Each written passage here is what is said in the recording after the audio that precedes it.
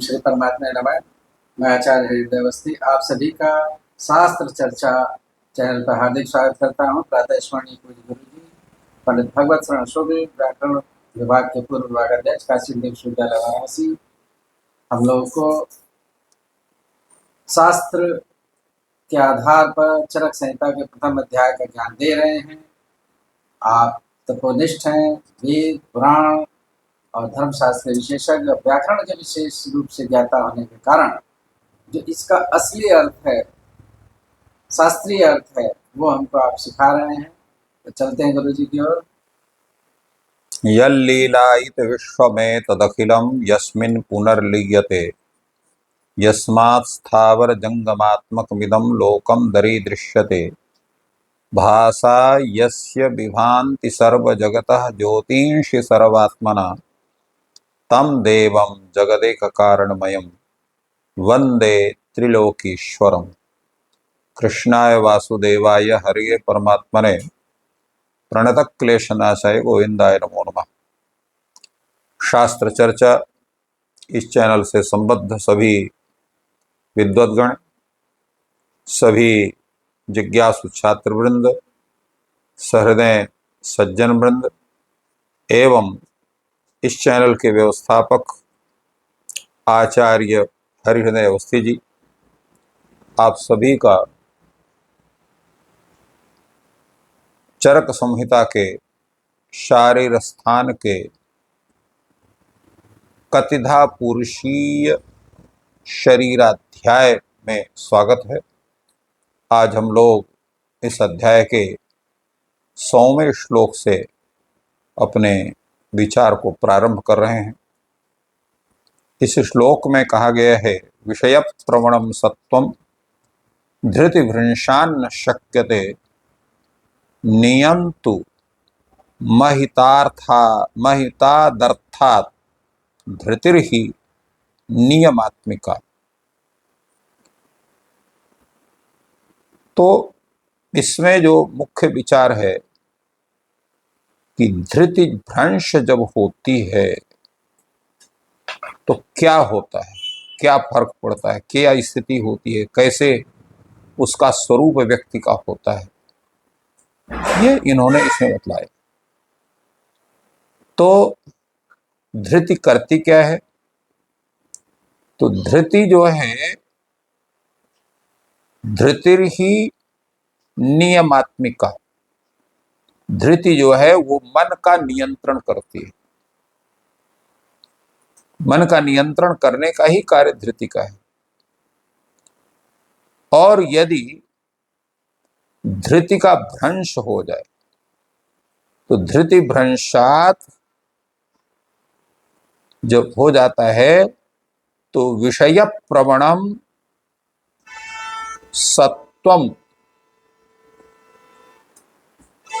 तो जो मन है, सत्व माने मन, वो विषय प्रवण, विषय वासनाओं में युक्त हो जाता है।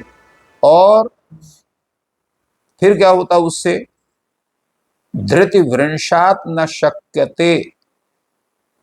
धृति के भ्रंश होने से फिर उसका जो विषयों, मन का जो है विषयों में प्रवृत्त होने का जो स्वरूप है उसको हम उसको नियंत्रित नहीं कर सकते। तो इसलिए क्या करना चाहिए कि अहितार्थात नियंतुम प्रयतेत। जो धृति के भ्रंश को रोकने का जो मुख्य कारण है वो क्या है? वो रोग है। तो इसलिए उन रोगों को हमें रोकना होगा कि जिससे धृति का भ्रंश ना हो। जब धृति का भ्रंश नहीं होगा तो हमारा जो मन है, जो सत्व है, वह विषयों में प्रवृत्त हो करके अहित को उत्पन्न नहीं करेगा। तो इसलिए इन्होंने कहा विषय प्रवणो सत्वम धृति भ्रंशाद न शक्यते। धृति का भ्रंश होने पर जो हमारा मन है, जो विषयों में रम जाता है, उसको हम रोक नहीं सकते हैं। अहितार्थाद नियंतुम धृतिर्हुई नियमतात्मिका। क्योंकि अहित रु जो अर्थ हैं जिससे रोगादि उत्पन्न होते हैं, ऐसे अर्थों का जो हम उनका नियमन जो करते हैं वो किससे करते हैं? धृति से करते हैं, क्योंकि धृति जो है धृति ही नियमात्मिका, क्योंकि धृति जो है मन आदि का सबका नियंत्रण करने वाली है। और भी इस पर जो आगे कहते हैं कि तत्वज्ञाने स्मृतिर्यस्य रजो मोहावृतात्मनः भ्रश्यते स स्मृति भ्रंश स्मर्तव्यम ही स्मृतौ स्थितम। तो तत्वज्ञाने यस्य स्मृति ही रजो मोहावृत्तात्मनः भ्रश्यते स स्मृति भ्रंश। स्मृति भ्रंश क्या है? अभी जो विचार हुआ वो धृति भ्रंश का है, स्मृति भ्रंश का। तो यस्य तत्वज्ञाने, तो रजो मोहवृतात्मनः, रजोगुण के द्वारा और तमोगुण के द्वारा जो जब हमारा आत्म तत्व आवृत हो जाता है, ढक जाता है, अर्थात हमारे जो है इंद्रियों में, मन में, बुद्धि में रजोगुण का और तमोगुण का अत्यधिक प्रभाव बढ़ जाता है, तो क्या होता है? तत्वज्ञाने यस्य स्मृति ही रजो मोहावृतात्मना, तत्वज्ञान में जिसकी स्मृति रजोगुण तमोगुण से आवृत हो जाती है, ढक जाती है, उसको क्या कहते हैं? स्मृति भ्रंश। स्मृति भ्रंश, उसको स्मृति भ्रंश कहते हैं, वही स्मृति भ्रंश का है। कि उससे क्या होता है? वो तत्वज्ञान जो है वो नष्ट होता है, भ्रष्ट होता है। तो इसलिए करना क्या चाहिए? तो ऐसी अवस्था में स्मर्तव्यम ही स्मृतौ स्थितम, तो क्योंकि सभी प्रकार की स्मरणीय विषयों का जो है आधार जो है वो स्मृति, स्मृतौ स्मर्तव्यम ही स्थितम, स्मृतो स्मृति में ही जितने स्मरणीय वस्तु हैं वो उसी में रहते हैं। तो जब उसका नष्ट हो जाएगा तो हमारे जितने भी स्मरण से संबंधित कार्य हैं वो सब भी नष्ट हो जाएंगे। तात्पर्य यह है कि चिकित्सा के क्षेत्र में स्मरण शक्ति की अत्यंत आवश्यकता होती है। चिकित्सा के क्षेत्र में नहीं, प्रत्येक ज्ञान के क्षेत्र में स्मृति की आवश्यकता है, क्योंकि रोगी के हित के लिए जो भी विचार वैद्य करता है यार, तो वो उसको जो उसका अध्ययन है, जो उसका ज्ञान है, अगर उसकी स्मृति भ्रंश हो गई तो उस फिर चिकित्सा वो कैसे रोगी का करेगा। इसलिए आहार विहार से प्राप्त सुख और स्वास्थ्य का वह स्मरण करता है। अहितकर आहार कौन है, विहार कौन है, उसका सेवन नहीं करना चाहिए। जो हितकर आहार विहार उसका सेवन करना चाहिए, तो कौन सा है? तो अगर स्मरण स्मृति शक्ति उसकी नष्ट हो गई तो इस तरह से वो फिर चिकित्सा नहीं कर सकता है। इसलिए धृति स्मृति इत्यादि का इनका सुचारू होना अत्यंत आवश्यक है। और इसलिए आगे कहते हैं कि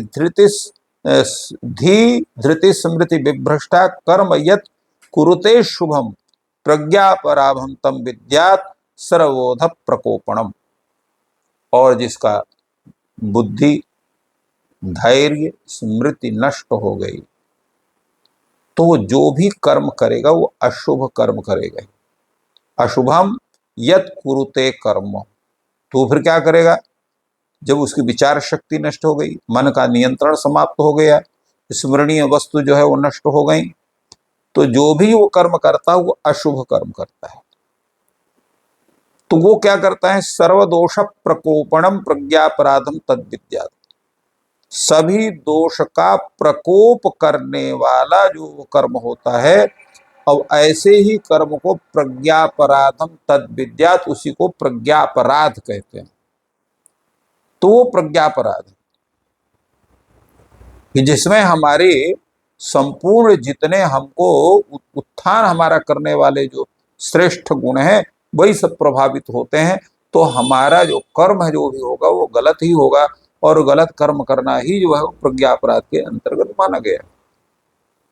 ये प्रज्ञापराध क्या है, इसका बड़ा सुंदर विवेचन ग्रंथकार ने 6 श्लोकों में किया है। उदीरणम गतिमताम उदीरणानां च निग्रह सेवनम साहसानां च नारीणां चाति सेवनम कर्म कालातिपातश्च मिथ्यारंभश्च कर्मणां विनयाचारलोपस्य पूज्यानां चाभिघर्षणं ज्ञातानां स्वयमर्थानां महितानां निषेवणं परमौन्मादिकानां च प्रत्ययानां निषेवणम् अकालादेश संचारौ मैत्री संक्लिष्ट कर्म भी इंद्रियोपक्रमोक्तस्य सद्वृत्तस्य च वर्जनम् ईर्ष्या मान भय क्रोध लोभ मोह मद भ्रमाः तज्जं वा कर्म यत् क्लिष्टं क्लिष्टं यत् देह कर्म च यच्चान्यदीदृशं कर्म रजो मोह समुत्थितं प्रज्ञापराधम तम सृष्टा बुरोते व्याधि कारणम। ये प्रज्ञापराध को व्याधि का कारण माना गया है क्या? तो उसका सबसे पहला इन्होंने कहा गतिमताम उदीरणम। जो गतिमत है, जैसे मूत्रादि है, इसको जबरदस्ती उनका जो है उनको निकालने का प्रयास करना। तो गतिमान जो द्रव रूप में है मूत्रादि, उनका जबरदस्ती निकालने का उनको प्रेरित करना। उदीरणा नाम च निग्रह, और जो निकल रहे हैं उनको जबरदस्ती रोकना, उनके वेग को रोकना, अधारणीय वेग को रोकना, यही प्रज्ञा अपराध। सेवनम साहसा नाम च, साहसिक कार्यों का अत्यधिक मात्रा में सेवन करना। नारीणाम चाति सेवनम, और नारियों का अतिशय सेवन करना, अर्थात रतिकर्म अत्यधिक करना, सामर्थ्य से अधिक करना।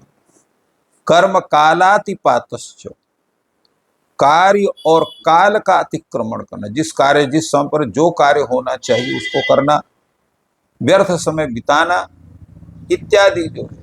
और मिथ्यारंभश्च कर्मणा, कार्य का मिथ्यारंभ करना, अर्थात जिस समय जिस कार्य को होना चाहिए उसको न करना, उससे व्यतिरिक्त करना।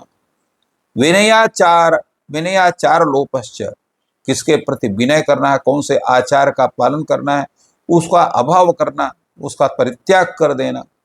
अपूज्यानाम चाभि घर्षणम, जो पूज्य है माता पिता गुरुजन है उनका अपमान करना, उनको कष्ट देना। ज्ञातानाम स्वयं अर्थानाम अहितानाम निषेवण, हमें जानते हैं कि ये जो पदार्थ है इनका सेवन करने से हमारा जो है अहित होगा, हमको अनेक रोग उत्पन्न हो सकते हैं, फिर भी उनका हम सेवन करें। परमोन्मादिका नाम च प्रत्यानाम सेवण, जो परम उन्माद उत्पन्न करने वाले ऐसे जो भी वस्तु है उसका अत्यधिक सेवन करना। अकालादेश संचारो, असमय में गलत देश में जाना आना। मैत्री संक्लिष्ट कर्म भी, जो गलत आचरण वाले हैं ऐसे लोगों के साथ मैत्री करना। इंद्रियोपक्रमोक्त सद्वृत्त च वजन, और इंद्रियोपक्रमोक्त, इंद्रियों के उपक्रम के लिए जो भी जिस चीज का विचार किया गया, आहार विहार इत्यादि का, उनका सबका जो जितना जिस प्रकार का वर्णन है, ऐसे जो है उनका सबका जो है त्याग करना। और जो सद्वृत्त सदाचरण है उनका त्याग करना। ईर्ष्या, अभिमान है, भय है, क्रोध है, लोभ है, मोह है, मद है, भ्रम है, इनको पाल करके बैठे रहना। और तज्जन्य जो कर्म है, क्लिष्ट कर्म है, उनको सब करना। और देह संबंधी जो क्लिष्ट कर्म है उनको करना। यच्चान्यद ईदृशम कर्म, तो इस तरह के जो भी अपकर्म हैं, जो रजोगुण से तमोगुण के बढ़ने से वो हमारे द्वारा उत्पन्न होते हैं, हमारे द्वारा किए जाते हैं, वो सभी के सभी प्रज्ञापराध कहे जाते हैं। और जो श्रेष्ठ आचार्य हैं कहते हैं यही प्रज्ञापराध हमारे व्याधि के मुख्य कारण माने जाते हैं। तो इस तरह से इन प्रज्ञापराधों का विशेष उल्लेख यहाँ पर किया गया। तो एक प्रकार से गुरु जी ने धारणीय और अधारणीय वेग क्या है उनकी चर्चा भी की।